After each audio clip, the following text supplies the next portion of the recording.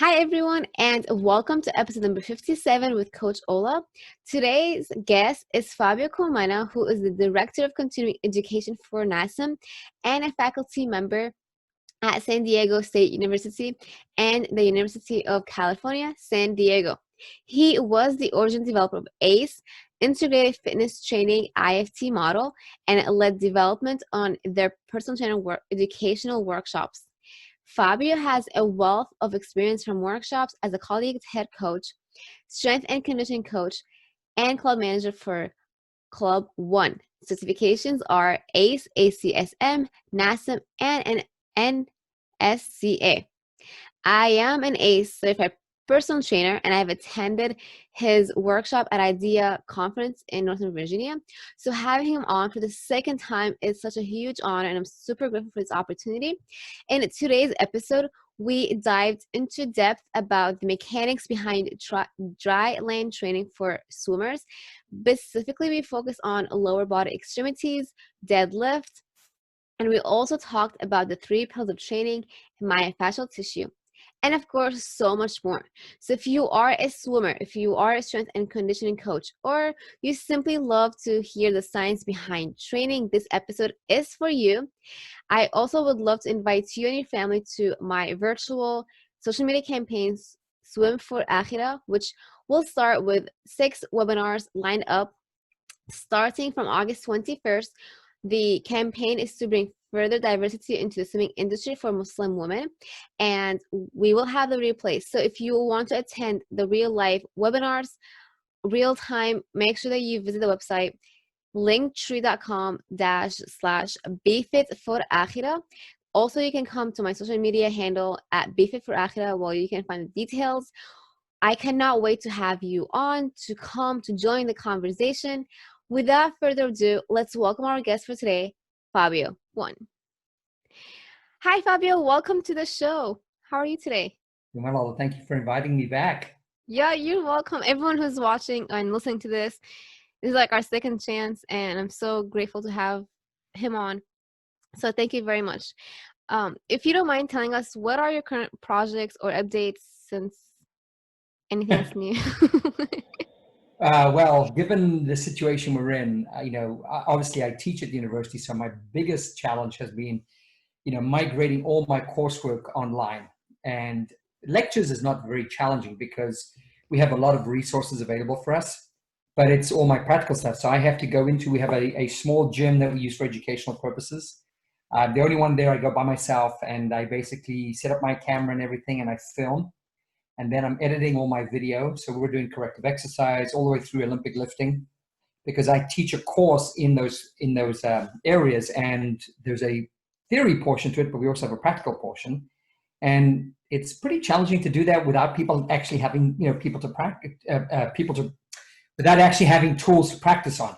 Yeah. So that's been kind of occupying a lot of my time. And then of course I work with a few other companies like NASM and Orange Theory, and really helping them put a lot of content online, especially when people are confined to their homes, looking at, body weight training. So finding kind of creative ways to, keep people engaged, number one. Best thing I found is creating little training blocks, and, where they could just kind of drop them in, at any point of time in their day without demanding too much, because it's so easy just to push things back right now. And then, obviously doing a few other little odds and ends, helping people out and stuff. But, I think we're just trying to make the best use of the time we have, right? Yes, and I mentioned earlier, I do work at George Mason. That's the same thing we're going through right now, where lots of our clients, we have to record videos for them and now create contents for students. So it's definitely a challenge, but you're able to attend the university, they allow you to go in. Well, no, I'm only allowed to go by myself. So the university is technically closed. So when I go, there's only about 3 or 4 people that actually access that room. Mm-hmm. So we have to just coordinate with each other to make sure that no one is that, we're all going by ourselves. They don't want it, we're keeping our social distancing. Mm-hmm. So we're abiding to all the rules. We're just basically, being very precautious about things. And, fortunately, it's allowing us to get a little bit of work done, because as I said, one of the courses I teach, without a practical component, there's really not much I can teach. So this is one way to get around it. But as I said, we have to follow, we have to follow very specific guidelines in order to be able to do that. Yeah, that's awesome. And yes, it's a challenge for all of us. And so, the content is changing a little bit from last time I record this episode with you. And we mentioned how like now I'm all about swimming and I want to talk to the swimmers as well. So what are the 3 pillars of training and why is that important for us to focus on them during training? And how can that be related to swimming as well? Well, we always talk about the 3 pillars of training, and I usually don't bring up, but I also consider there's a 4th pillar of training, and I think it becomes very important in swimming. It's mindset, right? Yes, yes. So when you're in the gym, you've got a variety of equipment, you've got interaction with other people. When you're on a team, like a soccer team, rugby team, you've got the camaraderie of teammates. Swimming is a solitary sport, right? So I think there's a very important element of mindset. So I'd say for swimming, you have to almost bring in that fourth pillar, which I call mindset. But the other 3 are movement mechanics, the metabolic conditioning and the muscle conditioning. And, so I think in all modalities of training, whether it's swimming or land-based sports, sometimes I don't think coaches and the athletes, or whether they're true athletes or just recreational enthusiasts, give enough consideration to some of them. Everyone thinks about the muscle, so I got to think about, I've got to make my muscles bigger, stronger. If I've got stronger muscles, I can pull harder in the water and I get a more of a power stroke. But we also have to appreciate there's an energy system that's driving that. So you have to appreciate how the energy systems work. And, they're limited in their capacity, especially the anaerobic ones. Anytime you're doing an interval in swimming, you dive and you do a sprint, you can't maintain that sprint for, 100 meters like you could for 25, or for 500 meters as you could for 25 meters, right? You just can't, because it's a different energy system. And in water, as any swim coach would tell you, the mechanics of creating as much laminar flow and being as smooth in the water as possible so that your energy is transferred that direction and not cavitating too much and things like that, those all come critical. So I think the fitness coach is very good at the second 2, which is the metabolic conditioning and the muscle conditioning. I think the swim coach becomes critical in terms of the mechanic and the mindset. And if you're a coach that can do both, I think you're a very valuable asset. Yes, and I miss it so much, and it's so hard like now. But it's so true, because when I became a certified swim instructor and teaching people how to swim, it was very a challenge for me because I'm new to it. I'm new to the whole swimming world. So for me, when I found someone, like, I know how to swim and find my balance and all that stuff, and I'm still working on it. But when I'm teaching like an adult and they have the whole mechanic like upside down and it's really hard to find the balance, I had to put like my personal hat on, like, the stability in the water and like why it's important. And I had to tell the student, like, it's really important for you to do on land work. Like, I can't just expect you to be in water and then bam, like, you're gonna learn how to swim. Yeah. Well, I remember when I was a kid and I was swimming, Yeah. getting people to be buoyant and maintain that position is so critical, and it's obviously buoyancy in water is very different than land, Yes. because of the upward force of water. But, it can be helpful if you can get someone to maybe using a stability ball to help them maintain their balance and becoming aware of what muscle groups are involved to keep you in that balanced position. And then that can be transferred into water. And that's a fundamental of swimming, right? I remember one of the very first things I was taught is, here's a kickboard. Well, first of all, we started against the wall, and you got to get your body this way and be able to kick without kind of, dropping your body into that position. So, it was all, I just remember this. This is when I'm going back years now, because I started competitive swimming when I was 5, right? And, I transitioned after swimming for a few years. I transitioned to water polo because I was more of a team dynamic type person. I liked more of the team sports, but, swimming helped me be successful in water polo because I had that strong background, and I came from a family of swimmers. My mom was the quintessential swimming manager. She wasn't a coach. She was a manager that took us to practice 4 days a week, and we hated it, but I look back and, it was a good thing because, it definitely taught me things. But, the other concern you got to worry about is the repetitive nature of swimming. You've got to watch, especially people doing freestyle and butterfly, all that internal rotation. You got to watch, the integrity of the shoulder. So one thing I didn't know back then, and of course, now that I've learned more about the human body, that I would definitely, include in any swimming program that if I was working with someone, is definitely the shoulder mechanics, shoulders, scapular stability, glenohumeral mobility, and doing a lot of rotator cuff work just to maintain that integrity in the shoulder to avoid any potential overuse in the shoulder, which can happen frequently in swimming. Yeah, and actually that's the idea 2020 that I saw you in this year. I attended Pete Holman's session, and I was like the only one that I kept asking because he talked about the shoulder, the session about shoulder and stuff. And I kept asking, swimming, what about swimming? Like, bring it back to swimming. And it's really Well, important because like it's really used in that sport.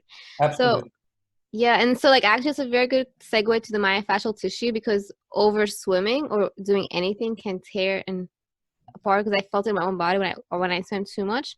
So would you please tell us about the myofascial tissue and speaking about it in general, how can we take care of it to keep up with like our fitness journeys and swimming as well? So myofascia is this term that a lot of people are becoming familiar with. We hear about it a lot in our conversations, but the question I always ask is, do you really understand what it is? A lot of people, they talk about, oh, I use the foam roller. And I said, why? And they said, well, it relaxes my muscles. I'm like, does it really? Because it's not really, it can help, but it's not intended to do that, because the fascia is, even though it's made up of the same components as your muscle, it's designed and it functions very differently. I mean, first of all, muscle, if I take a piece of paper, for example, muscle can give me support this way. So if I pull these two ends, the muscle has the integrity to resist that. But if I do this to the muscle, it gives me no support. But fascia is different. And fascia is built in what we call a polyhedron. It's like a three-dimensional structure, which means fascia can support this, but it can also support that. So it functions very differently. The best way to define fascia is that it's your scaffolding of your body, and it's everywhere. Just like we put scaffolding around a building, it's what allows you to move. People think it's my skeleton that allows me to keep my shape. Well, not necessarily. Your skeleton just keeps you upright. It's the fascia that allows you to constantly move and be able to change, lengthen your arm and bring the arm and take this arm back there. And it's always this fascia that's always remodeling itself. And we start to learn a lot more about it, right? Fascia, the biggest challenge with fascia is that it's highly reactive. It has perhaps the greatest density of receptors in the tissue outside of your eye, outside the retina of the eye, which means it's very reactive to, mechanical forces like shortening, lengthening, pressure, compression, things of that nature, which means the fascia is constantly remodeling. And fascia is under the skin, all right? And it's also inside your muscle. It's everywhere. So one thing that we have to appreciate is that when we talk about, a swimmer needs to have a nice range. So if I'm swimming and I'm going to do a nice long stroke, a lot of people think if I take my arm up and do this, so for example, if I was doing backstroke and I take my arm up this way and I have a restriction, a lot of people instinctively think it's limitations on the front side of the body. That's not necessarily true, because if you look at your fascia, especially around the inside the muscle, it's layered out. It's found in a lot of layers, all right? And think about my hands here. So on the front side, as my arm goes back in the backstroke, the fascial membranes are doing this. But on the back side, they're doing the exact opposite. They're shortening. And if I had an adhesion, so I take pieces of paper and I say, listen, take these two pieces of paper, put them parallel to each other. And if they're parallel to each other, look how easily they glide against each other. That would be good movement. But what if I took one piece of paper and made it crumpled? Now you'd have a little bit of friction, right? There'd be a little shear force, a little resistance. Well, that's what your fascia does. It can create what we call an adhesion. Sometimes we call it a knot. And fascial adhesions can happen very quickly from immobilization, overuse, trauma, you name it. It's just happening constantly, right? So if I'm sitting here talking to you for the next hour and I'm hunched over, my fascia in my chest is going to start to aggregate into a bit of a ball, right? Why? Because it's supporting that position. So I got to move it to try and do what? Much like you iron a shirt, you got to get those creases out with a little bit of pressure. So fascial techniques, when we do, most people think of foam rolling, right? One of the classic things there is we're using a mechanical force of a device like a ball or roller, much like you would be ironing a shirt, to kind of get those adhesions, those kind of creases out of your shirt, that's kind of aggregation of fascial tendrils. We're trying to alleviate them, right? Now that's one way, mechanical compression. So most of us are familiar with compression, where we take a device, put our body on it, either we push a ball against our chest or we put our body on a foam roller and we move. But you might remember Michael Phelps in 2016. He showed up and all of a sudden people looked at all these big circles he had on his body and they said, what the hell is that? And most people call it cupping. It's actually a more advanced version. It was called myofascial decompression or myofascial distraction. This was done at the University of California, San Francisco. And what they did is they used, much like cupping, they used a pneumatic device to actually physically lift. So they took, I'm going to use my hand as an example. They took that device and they lifted the superficial fascia away from the muscle underneath. And then they had Michael Phelps stretch out. And what was happening is when your fascia is tight, it's like taking plastic wrap around a meatball, put it in the microwave, and you know how that plastic wrap shrinks around the meatball? The meatball can't move. Well, think of Michael Phelps' muscles as the meatball. He couldn't move. He was tight. So he needs to expend every ounce of energy to get a nice power stroke, not to overcome resistance in his own body because his fascia is tight. So what they did is they did a decompression part of it. So what they did is they lifted this fascia off the muscle, and then they allowed him to move his muscle. They did a bunch of exercises. And then when they released it, they actually found that there was some space in there that was not impeding his ability to actually get a nice long reach on his stroke. So he was expending more energy into his power stroke and less energy having to overcome his own friction within his body, so to speak. So myofascial techniques have a huge impact on swimmers. And I'd say every athlete that, if I'm going to swim, obviously my shoulders need a lot of mobility.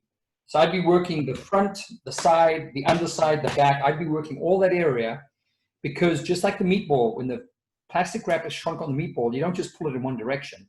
If you want that meatball to move 3 directions, you've got to pull the plastic wrap in all directions. So I want to get your fascia all the way around your shoulder. So if I'm going to do some fascial techniques, I want to get the chest into the lats, the teres, posterior deltoids. I want to get all over. That way I'm going to give you the ability to get the maximum reach. So you expend energy moving, not fighting your own friction or resistance within the body. Yeah, and like I'm smiling a lot because number one, like my the cubbing is actually part of like from my faith. It's like people, a lot of the Muslims are like excited about it because that's like what the Prophet Muhammad, peace upon him, like used to tell us to do. So when Michael Phelps like was all on it, everyone was on it, like all the Muslims like, oh my gosh, like it's part of our faith. So yeah, and that's something that's recommended for us to do as well. Like, it also helps with the spiritual healing. I'm Like, sure. yeah, like pain. I mean, there's so yeah. many, there's an endless list of benefits that we could share. When people say, what are the benefits of myofascial techniques? I would tell you that we could sit and create a laundry list. Because it's not just physiological. It would be emotional, it would be psychological. Because I mean, pain is manifested from many different sources. It is a physiological sensation, but the cause of it can be many things, because for example, when you're stressed, you go into contraction. And over time, that can create overactivity in a muscle, and that can lead to pain. So, myofascial techniques can also, physically release tissue, but that can have a psycho-emotional impact. So, yeah, I think it's holistic, completely holistic. Yeah, and like also with breathing, because when I attended Helen's session about the breathing for people, especially like with trauma healing, because when you're in so much trauma, like emotional and stuff like that, that can really tighten up the body, and then everything is just screwed over. So for someone who is still not understanding the lower extremities movements and mechanics, would you please tell us on the importance of doing the squat correctly, and how can we work on it for that part? So, we use the word squat a lot. And, one thing to appreciate is that a squat is just an exercise. There's really nothing functional about a squat. Because if you think about it in life, when we bend down to pick things up, our hands are at our sides. So if you're really comparing what is functional, the exercise would be a deadlift. Now, I don't want to get intimidated by the word deadlift, right? It's a bend and lift pattern. It's where you're bending down to pick something off the ground. And in exercise, the closest exercise we have to that is really a deadlift. So when people talk about a squat, I don't want to teach a squat right now, because one of the additional requirements of the squat is that your hands have to be up here technically, where you put a bar either in front of your chest or behind your chest. That's what defines a squat. When people say, well, I'm just holding something in my hand, well, it's not really a squat. That's more like a farmer's carry or a deadlift. It's a variation of a deadlift. So why I don't like to teach the squat first is because to get the bar up here, especially if you're putting it behind the bar, it requires a lot of opening up your chest and having a lot of thoracic mobility. And if you don't have it, the way the body works is if you don't have movement in one segment, the easiest thing is to borrow from an adjacent segment. So for example, I'm here, and if I want to basically put a bar into this position, the challenge I have is if I don't have enough thoracic mobility, I'm going to get it out of my lumbar spine and my hips. That means my lumbar spine is going to more of an arch. And that's not a healthy thing when you are squatting, especially if you got load on top of that spine. So I always try and teach the movements with your hands free. So call it a bodyweight squat if you want to, but I want to teach you with your hands here rather than up here. We'll work on getting you to that point.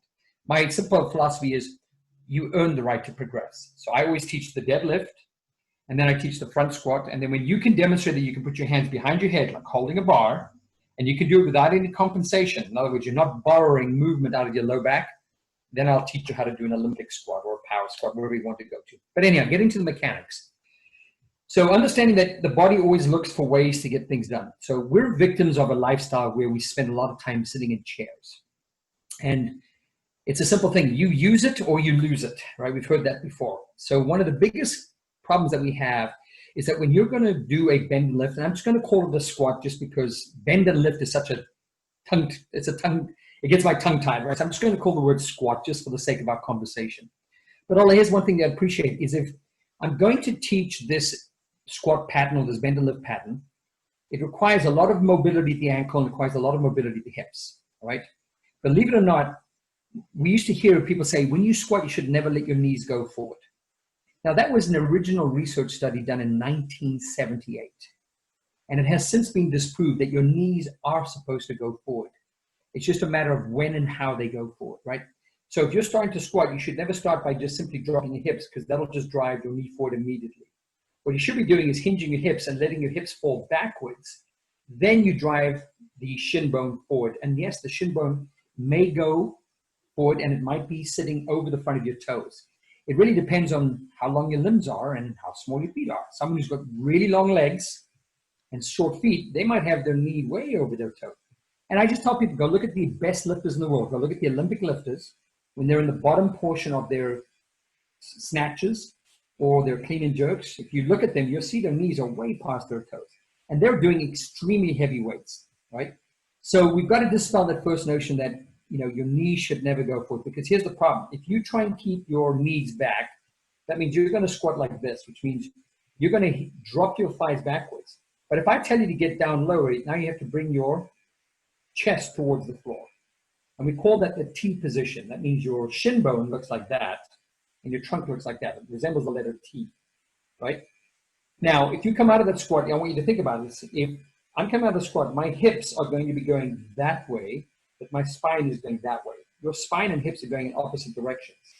That's putting a lot of shear forces, a lot of friction at the base of your vertebra and the hips. And then also, if my spine is doing a rotational movement, if you look at my two fingers, call that finger number one, finger number two.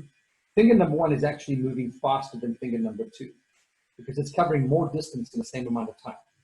And if your spine is coming out of the squat like that, where you're in this position, as you come out of the squat, your spine is rotating vertically. That means your vertebrae are moving at different speeds. That means you're creating shear forces between the vertebrae. That's a very unhealthy thing. And that's why we saw a lot of back injuries when people were squatting in the 1980s and 1990s and early 2000s. So when researchers revisited the squat, they found that the way to eliminate that back injury is to actually squat into what they call the figure four position. So if you look at my hands, if this is your shin bone and that's your trunk, and then we take your thigh in between, it kind of looks like the number 4. They call it a figure four position. Now, it's not a perfect 4. Ladies tend to be a little bit more bent over because they have longer legs relative to their trunks. But men tend to be a little bit more parallel. Now, when you look at this position, I'm coming out of the squat, everything is moving vertically. So that's much safer. So I have to teach that. So the first thing I teach you to do is, when I want to teach you to squat, is I'm going to look at how you're going to stand. Now, I don't really care how you stand. Just understand this. If you go with your feet narrow, you choose to go to narrow, that's called the width of your hips. If you want to get your hands to the floor to pick up something off the ground, you're going to need your tibia to go forward a lot. So that shin bone is going to have to fall forward a lot. That means you have to have a lot of ankle mobility. Now, ankle mobility must happen without the feet moving. Your foot needs to remain stable when you're doing a squat. And that's usually the number one error made on a squat, because most people don't even bother to think about their feet. They go into the squat, and they may start like this, and by the time they've done their first rep, their feet already look like this. Because the compensation is if I can't move forward in one plane, I move into other planes. So some people do what? They go wider with their stance. So they may start into the squat with a very wide position. And that tells me right off the bat you're already compensated because you're moving into a different plane to compensate for the fact that your shin bones can't go forward because you don't have enough ankle mobility. And the problem is, so if someone says, is it bad to have my knees wide? No, but just understand, now you've changed the angle between your shin bone and your femur. That puts a lot of stresses into the knee. The best way to align your joints is this way. So if your femur, your thigh bone, was directly over your shin bone, that would create a nice straight squat. But if you go wider, you're going to create more of that. So you're going to have that little bend, and that puts a lot more stress in the knees. So you have to choose. So the first thing I look at is, how do you set yourself up for the squat? If you're going wider, then theoretically, it tells me that I probably want to help you work with a little bit more ankle mobility so that you don't have to go as wide. Now we're teaching a squat. The first thing I want to teach you how to do is to sit back. Most people just drop their hips straight down. And if I drop my hips straight down, that's what happens. My femur, my thigh bone, just kind of pushes the knee out like that, which means I'm squatting a lot with my quads.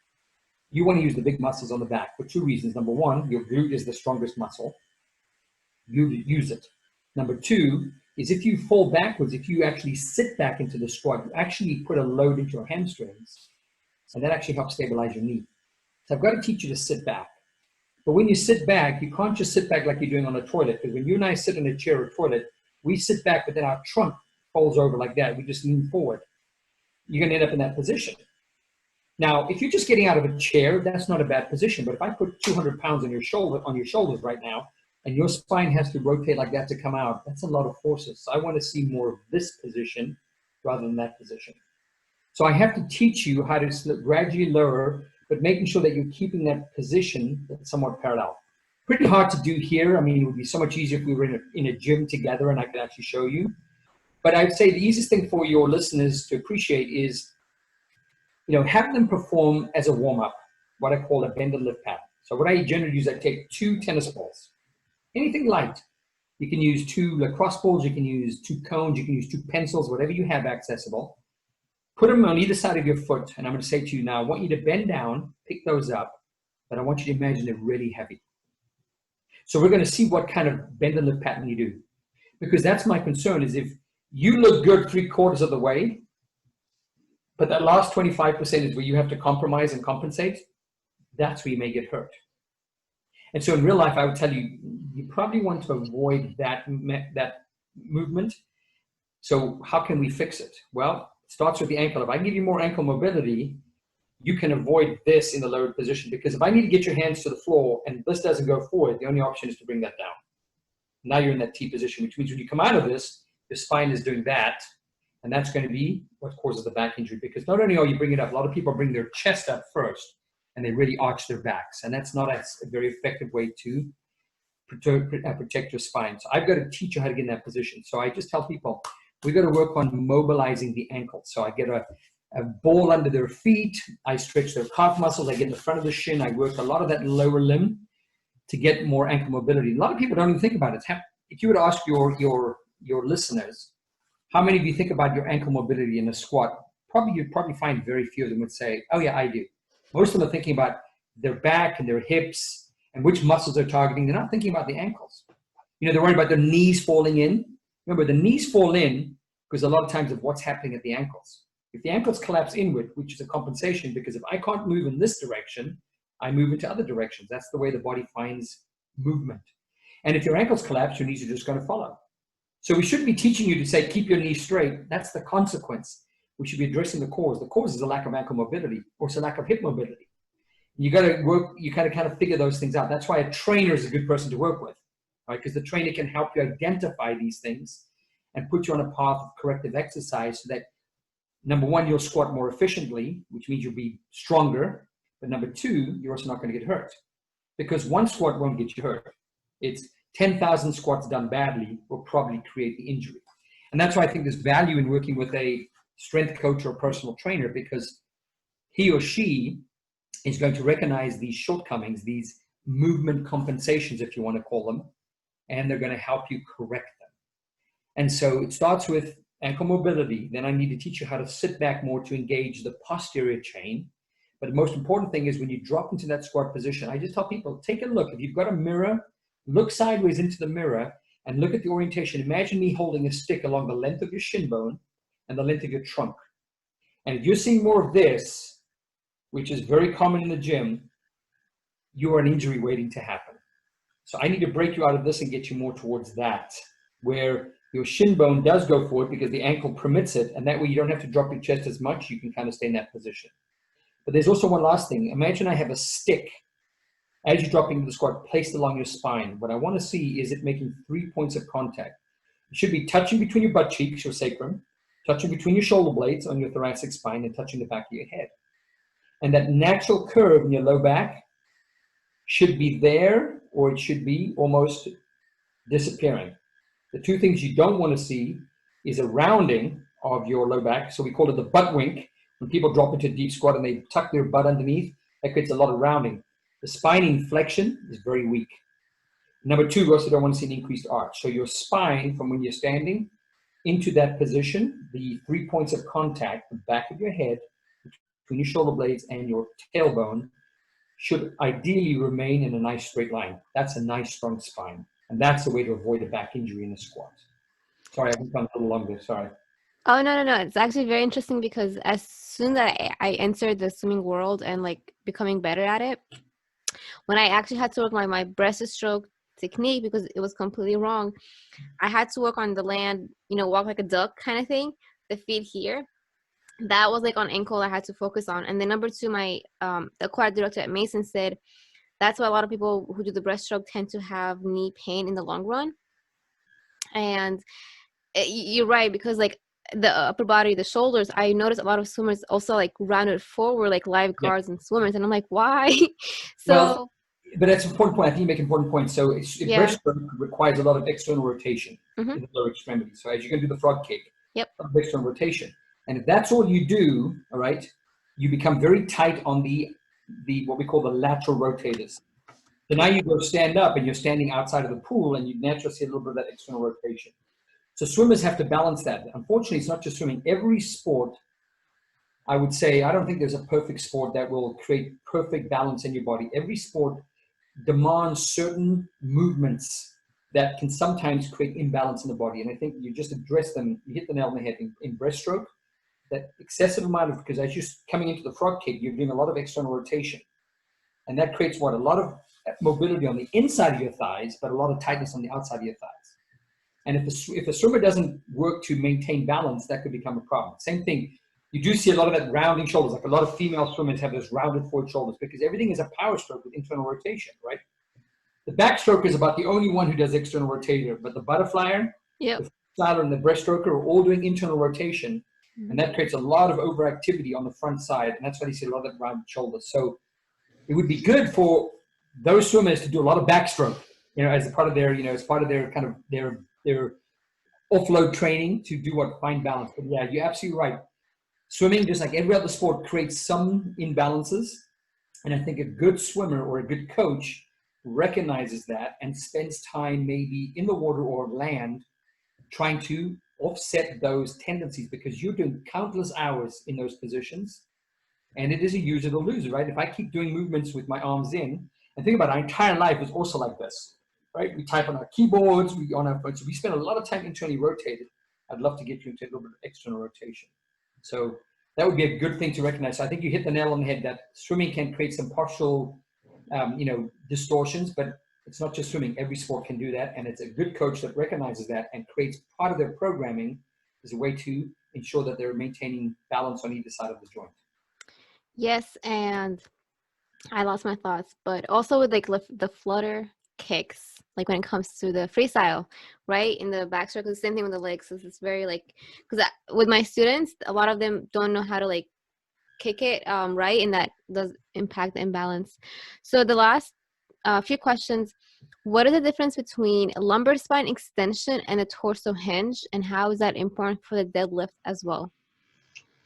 So, well, lumbar, I think we need to clarify. Lumbar extension and lumbar hyperextension are two things that we need to clarify. So, anytime you're in flexion, so if I bend forward, so let's say I'm going to stand and I'm just going to, I'm going to go sit on the chair. As I sit in the chair, I get a little bit of flexion of my trunk because my trunk comes forward a little bit. So I'm kind of doing that. If I bring myself back to normal, back to that position, that's called lumbar extension. That's a very normal thing. We should all be able to do that. What I'm worried about is when people go into hyperextension. So think of a classic person who's lying on the floor doing what's called a Superman. So the Superman exercise is where the person lies on their belly and they bring their arms up and they bring their back up, right? So they might say, well, that's good for butterfly because look at the motion. We're creating that, that arching. Now, granted, when you're standing vertically, that hyperextension lumbar spine is dangerous because that puts a lot of compression into the discs, right? However, when you're lying down, there's not as much pressure on your spine because gravity is not really playing a role there, but it's still not good. So lumbar hyperextension is something that we need to be very careful of, right? So I would say if you're teaching your athletes how to, because again, buoyancy requires them to maintain good lumbar extension, not necessarily hyperextension. Because a good butterflyer gets a lot of that movement out of their hips, right? So as they're coming up to do their butterfly stroke, there's a little bit of lumbar hyperextension, but a lot of it is coming out of the hips. The hips are propelling the torso up, right? So you're going to get a lot more power out of your hips than you will get out of your low back. So a good butterflyer is someone who gets that drive to bring their whole body up, bring the chest and arms out of the water. That power is coming out of their hips. Nice forceful kick drives the hips, and the hips can drive the trunk out of the water, right? Or drive the upper part of the trunk out of the water, rather than just arching the back. Because that arching the back, as I said, it's needed, but it's not the best solution, right? So that would be something I'd want to avoid. So if I've got people doing land-based training and I'm teaching them how to get that motion, like on a stability ball, and I might be teaching that hip hinge or that hip drive that brings them up, I want to make sure, I would say the movement comes out of the hips. So I would use an analogy of your hips as a bucket of water filled to the very top, right? So I've got this container that's filled with water right to the top. And what we call an anterior tilt is when I tilt it forward so the water falls out the front. And the posterior tilt is where water falls out the back. Now in swimming, a lot of hip movement, you've got to move water out the front and the back continuously, right? So I want to teach you how to move your hips. So if I'm creating a posterior tilt, an easy way is just say, let's do a reach behind our head, right? Now, if you're standing up and do that reach behind your head, or if you're lying down and you do it all just out of the low back, in other words, the hips don't move, you're going to feel a lot of tightness, a lot of tension in your low back. And you shouldn't be feeling that. First thing I want you to teach it is don't get out of your low back. Let's tilt the hips backwards. You can still reach backwards, but make it out of the hips. That way your lumbar spine feels like, hey, I didn't really have to arch that much. So I want to teach a lot of movement on the hips. So when we're teaching lumbar movements, I want to make sure that the lumbar spine going to extension is okay, is acceptable. But the lumbar spine going into hyperextension, where you're getting an increased arch in your low back, you might want to be cautious with that one. All right. The hip hinge is an exercise that we teach when we are teaching the deadlift, when you're teaching a kettlebell swing. It's a little different from the squat. The squat is basically a mini version of the hinge, because when you're teaching a hinge, what we do is we drive your butt backwards. We say, listen, all I want you to do is to throw the butt backwards as if you're going to sit in a chair. And generally, as the hips go backwards, your body feels like it's falling. So to counter that, the trunk comes forward. So the hinge is essentially the hips go backwards, and as a reaction, the trunk comes forward, the head moves forward. We can do that on a deadlift, right? You'd never do that on a squat, because if you were squatting and you let the trunk come forward, you got a bar right there. That creates a lot of load on the spine. So on the squat, when we hinge, the trunk doesn't move as much, all right? It's just a little bit of a pelvic and lumbar control on the hinge. But if I'm teaching just a hip hinge, I want you to say, okay, you're going to stand here. And there's many ways I can teach you, but the idea is just pretend you're going to sit in a chair. So imagine there's a chair behind you. Your feet are nice and stable, loading through 3 points of contact through the first metatarsal head, so under the big toe, fourth and fifth, and on the heel. Your weight is evenly distributed. You're nice and stable. I want you just to push your hips back. So you're just going to kind of hinge, that you push your hips back. And don't try and force the lowering. Just allow the body to do what naturally happens. In other words, as you hinge backwards, you're going to see your knees bending a little bit. And as a result, your trunk's going to come forward. That is the hip hinge. So I always teach a hip hinge. And so the movement just kind of looks like this. You're just kind of doing this motion right there. It's a nice gradual motion. There's no change in the position of your spine. Again, if we took that stick, we had our 3 points of contact, your spine would be here, and we're just hinging. It would maintain that position. We're just hinging right there. We're creating that hinge at the hips, all right? So that's creating pelvic movement. Then I want to teach you to come out of the hinge is drive your glutes, big powerful muscles from behind, contract them, and that drives you back up to that vertical position. So that's the hip hinging motion, but there's no lumbar hyperextension there. As you're coming up, the lumbar spine is staying neutral. My concern is when people are in this position, I'd say now, bring yourself up. What I do is I see them bring their chest up. So rather than driving the hips, they start the movement by bringing their chest up. That creates a lumbar hyperextension. That's what I want to break with you. I want you to create the motion of your hips coming forward, not your chest going backwards. So if you're teaching the movement and you're practicing at home, again, get in front of a mirror, take a broomstick. Put one hand above your head, one hand behind in the small of your back, Make the 3 points of contact. And as you drop into that hinge, you should keep that 3 points of contact and just learn to move from the hips. That would be a great way to get hip movement happening. Power from the hips. If you're in that low position, I say, now come on up. And the first thing you do is drive your chest up. That's going to create lumbar hyperextension. And that's what I'm trying to break you off. So that would be kind of the difference between the two, is move from the hips, not from coming up, driving from the chest, because that's going to create the lumbar hyperextension that we're trying to avoid. These are amazing points. And I'm like taking notes like I'm studying. It's amazing. So if I were to summarize this in 3 top takeaway messages for our audience, I need your help. So number 1 is to focus on your... You talk about the hinge or? From this whole conversation. So when it comes to Sure. both swimming, squatting, deadlifting, and like our everyday living. And also as a Muslim who prays, you know, our prayers, like we tend to bend a lot and posture and stuff. And so the biggest takeaway message is work on your hip mobility, right? And then ankle mobility, which is needed for the squats, very big one. And then the upper body, the thoracic, the shoulders. Yeah, so if I was to go back, I'd say priority number 1 for all the, if I was to sum up all the movements you talked about, I would say priority number 1 is probably going to be the hip hinge. Hip hinge. Teach people how to hip hinge correctly, right? Mm-hmm. But it's not just the hinging down, it's the coming out of the hinge, and that's where we see a lot of breakdowns, because people will initiate the movement by driving through their chest, and that creates the lumbar hyperextension. Have them engage their tummy muscles to keep the lumbar spine stable and drive from the hips. So the first thing I would work just on the simple mechanics is the hip hinge, and then coming out of the hinge to standing up, where you want to just drive from the butt, drive up and bring everything back to normal. That would be the first exercise I would teach you. Then I want to move to your ankle mobility. So number 2, if you want to be a better, let's call it a squatter, right? The way we live our life on land is we lose a lot of ankle mobility because we spend our lives in a shoe like this. I'm going to work a lot of ankle mobility. And then 3, I'm going to go work on a little bit of thoracic spine. I want to get a little bit of nice thoracic mobility. And the myofascial techniques will come into all of that. If you can use the myofascial around the hips, around the ankles, around the shoulder, and then you work on good mechanics. It goes back to the pillars that you talked about. Movement essentials, and eventually then you can move into the metabolic and the muscle, but start with the movement. If I can teach you how to hip hinge correctly, give you more hip mobility, more ankle mobility, more thoracic spine mobility, you will see how much easier it is for you to move. And you couple that with a little bit of fascial techniques, then next thing you know, you're moving without restriction, you're minimizing pain, and you're going to become more efficient at whatever you're doing. It makes you a better swimmer, better land-based athlete, better everything. And the third one, so the third one is the myofascial techniques? Okay, hip hinge number 1. Hip hinge. Ankle mobility number 2. Ankle. Thoracic mobility number 3. But inside of all 3 of those would be myofascial techniques, all of them. Because mobility is not just stretching. Mobility is teaching proper movement, but also the myofascial techniques will play into that mobility. So I want to mobilize those 3 sections. Thank you. So for our audience, one last reminder, you got to work on your mobility. And that is not just static stretching, but actual dynamic. And along with the myofascial taking care of it, remember to focus on your hip hinge. And then number 2 is to focus on your ankle mobility. And then the last one is your thoracic. That's how I learn. That's why I attend those sessions at IDEA. There you go.